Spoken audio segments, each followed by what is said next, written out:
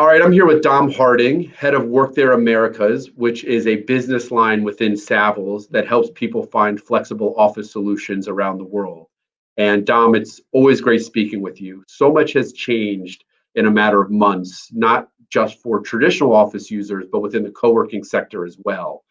And this pandemic has really illuminated just how important it is to have not only flexible office space, but flexible office policies as well.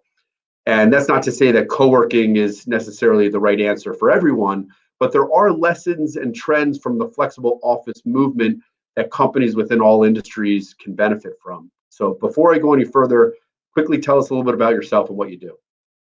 Sure. Well, thanks for having me on. And I think you covered some really good points that hopefully we dive into later. Yeah, Dom Harding. I've been with Savills for about a decade.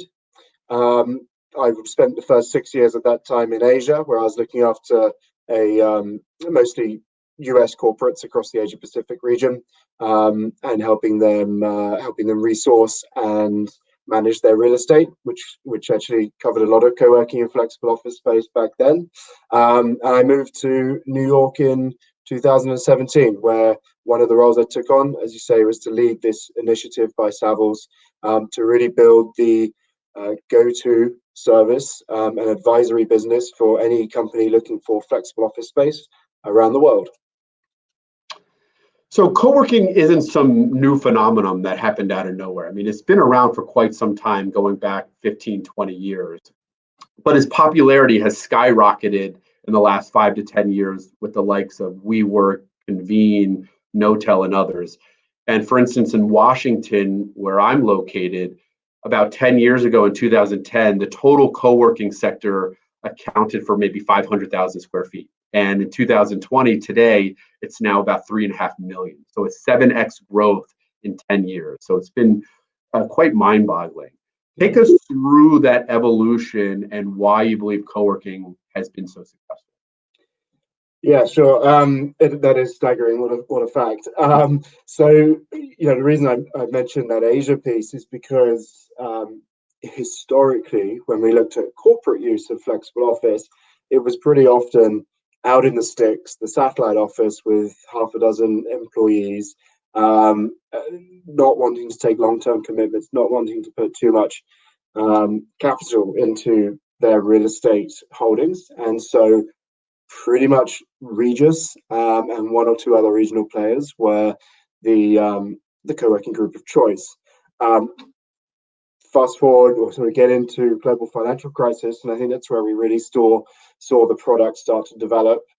We saw some super fast growth co-working groups come out of there, WeWork being the biggest household name, and really getting in front of the rise in the gig economy and the startup community, and cater for those needs, and really focusing on the community aspect of the product, the networking aspect, and all of those things, and the additional services, and being able to provide businesses without corporate budgets or Fortune 500 budgets the same type of facilities and amenities as they would expect in the more traditional lease.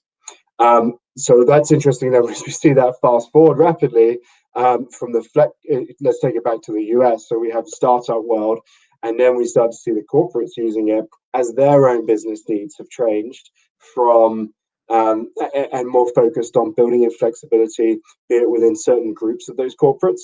So be it in the fintech sector of the banking world, or in the more creative part of their business product, where they just want a shorter cycle. They want to be able to provide a more conducive space to that type of creative environment, and so on and so forth. And so suddenly we not only have we grown, but the product has evolved to cater for those complete spectrum of clients, from startup through to Bank of America, and really cater for everything in between there. So that's kind of the evolution. It's been demand and supply side. It's been rapid growth. It's been huge injections of capital from groups like SoftBank and others, and that got us to where we got before the world stopped. So you touched on this a little bit, but it's easy to think, or many people think that, or they align co-working with startups and technology companies. And that's not necessarily the case. It's not the place where young 20 and 30-year-olds in their flip-flops go to grow their small business. It's really been a solution for large Fortune 500 companies and global companies that you might not necessarily would think of initially being in the co-working sector. So you mentioned fintech arms or some other like-minded types of industries, but what kind of companies have typically used co-working, and what are some of the common stereotypes that may not be entirely accurate?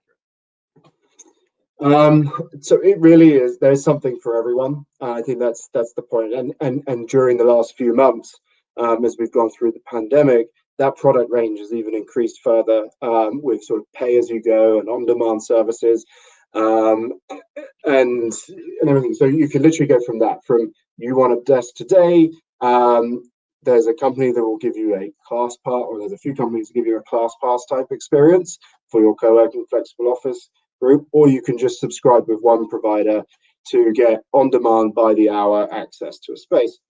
Or you can go to the other end of the spectrum where you are a corporate, large user of space, or let's say a unicorn company with a large employee base, but you don't want to make capital commitments or large capital commitments, and you don't want to be subscribing to a 5 or 10-year lease that's going to lock you in long term. And so there's a product catered for you on the HQ spectrum as well. What was the other question? What's the stereotypes to avoid? It is a great product. There's a lot of great products out there to cater for startups, and that still is an important piece. But I would say, where it's got that rapid growth and where the injection of capital has really come into the sector is to target the corporate user, and we're going to continue to see that. We're going to continue to see corporates, particularly now, in my view, and I think the house view.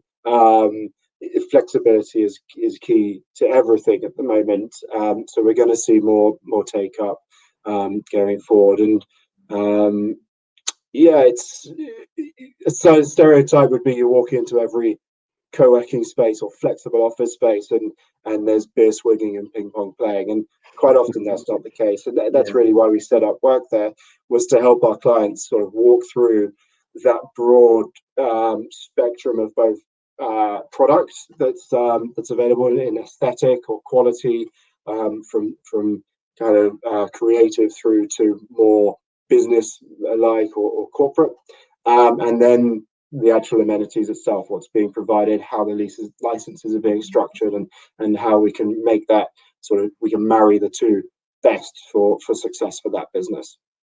You're also seeing enterprise suites within these co-working operators become more and more popular. For instance, a couple of years ago, you would think of a WeWork and it was a giant open floor plan with 900 private offices and everybody had their own little nook. Whereas now there might be one floor with only one tenant or 4 tenants. And I think that also helps show their adjustment to listen to the market and that demand side. And this takes me to my next question is, before this year, there was a big push towards densification, doing more with less square footage per employee. And with the pandemic, now everybody's hyper aware of their personal surroundings, and there's a retraction from that density. So what adjustments and modifications have these co-working operators done from a configuration standpoint to help ease some of these concerns? Yeah, so from our perspective and the types of groups that we deal with, I have to say they've done a phenomenal job at pivoting and handling and catering the space. And I often look at the co-working groups as, in one sense, they're property managers or facilities managers. And when you're looking to suddenly have to pivot and deal with what we've been dealing with extra cleaning cycles, with social distancing, with air filtration, all of that. There's no one better actually than someone who's geared up to do it, like a WeWork or an Industrious or alike, where they are professional property managers. Their business is catering to their tenants' needs, and really taking outsourcing of that, of all of what that entails. And so we've seen we've seen that play out, and we've seen them do a fantastic job at reorganizing the space, making sure that social distancing and cleaning cycles can be adhered to, and that their tenants are really well catered for. And we've also seen, a use case where it's become actually an overflow space. So, which is something we saw before, where you sort of get that you have your corporate might have a sort of long-term lease for 3/4 of their requirement, and then they'll have a flexible component that is that sort of sponge space that can contract and expand. And so, being able to say, right, well, we may need some extra space for 6 months. Let's take on a bit more co-working space to house a portion of our employee base is a really good solution with no long-term commitment, no capital outlay, completely outsourcing of that management of the COVID safe environment. So actually a really good tool at the moment. So have you seen, given all that, have you seen since the pandemic started an increase, a decrease, or really no change in terms of the demand from your existing or new clients? Yeah, well, we've definitely seen a decrease. There's no two ways about that. By their very nature, tenants have been taking advantage of the flexible agreements they went into. It's a short sales cycle, it's short-term notice periods. And so when everyone went into cost-cutting mode back in March, April, along with your gym membership, your employer probably cancelled the flexible office agreement or reduced it where they could. So that's happened a lot. A lot of our clients have carried on having those contracts though, so it hasn't completely gone away. What I predict is it'll be the first sector to start coming back again as well. So we had already, certainly through August, and then since Labor Day, we've seen a real marked increase in demand. It's been different demand to what we saw, let's say, this time last year. It's been individuals or small groups, desperate to get out of the house, get away from the kids and the pets, and just looking for a short-term option to do that. And there's also been a bit of clients looking to get out of a small, longer lease where that's coming to expiry, and just make less of a commitment with a flexible office provider and see how it goes. So where do you see the industry going you just mentioned kind of, it makes sense where people are kind of hitting the pause button, canceling their memberships until there's more certainty.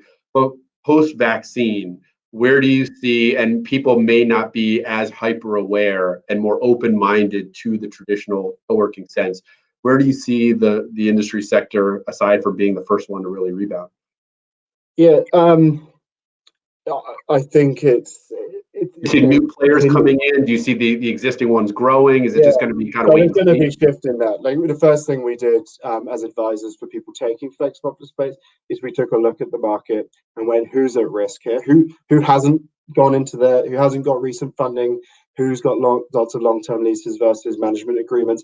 Who has just done a large bout of expansions and therefore has fairly low occupancy? So we did our own risk assessment of the market, and for sure there's groups that aren't going to survive through, and we've already seen an increase in some Chapter 11 filings and so on. So that's going to happen, and that's going to shift.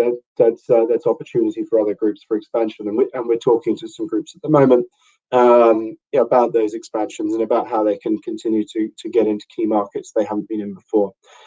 In terms of demand, I'm in no two minds about it's going to be higher in demand. Flexibility is absolutely key. I don't know of anyone having a conversation with their clients where flexibility is not coming up at a forefront, and holding on to capital, minimizing capital outlay is at the forefront. So as long as the demand and the supply, they can marry, and the product can continue to provide that COVID safe environment, can continue to essentially cater for that demand, we're going to see, I'm convinced we're going to see successful period for flexible office space coming out and going forward long term with COVID and some acceleration in the space as well. So finally, tell us a little bit more about Workthere and how the process in which you take people through in order to evaluate the countless co-working options that are out there and the solutions that you provide? Thanks. I thought you'd never ask. Should have led with that, I guess. Yeah, essentially, workthere.com. Check it out. It's a listing site aggregator for flexible office space. When someone searches and finds the type of space that they're looking for and makes an inquiry, they come through to our team. Our team is a group of experts in all key markets around the world, and we run a full tenant rep process for those clients, whether that's a one desk requirement in Cincinnati or it's a 1,000 desk requirement in New York, please. We run the full process. Where we differentiate is a specialist group. We have great data, we have great technology supporting it, and we have fantastic insight into the marketplace. So we're really able to bring some unique insights, really sort of filter through the mark and provide a clear vision of the marketplace and marry the right product with the right tenant, and negotiate a very good deal at the end of the day. Well, I can attest firsthand. We've sent you a lot of clients here in the Washington area that you've helped with for their co-working and flexible solutions around the world. So, and it's been a really great service and something I think, like you said, is only going to grow going forward. But Dom, I really appreciate this. I know you're on UK time, so thank you for staying up a little bit later and speaking with me. And I appreciate it. Talk to you soon. Thank you very much. All right. Take care.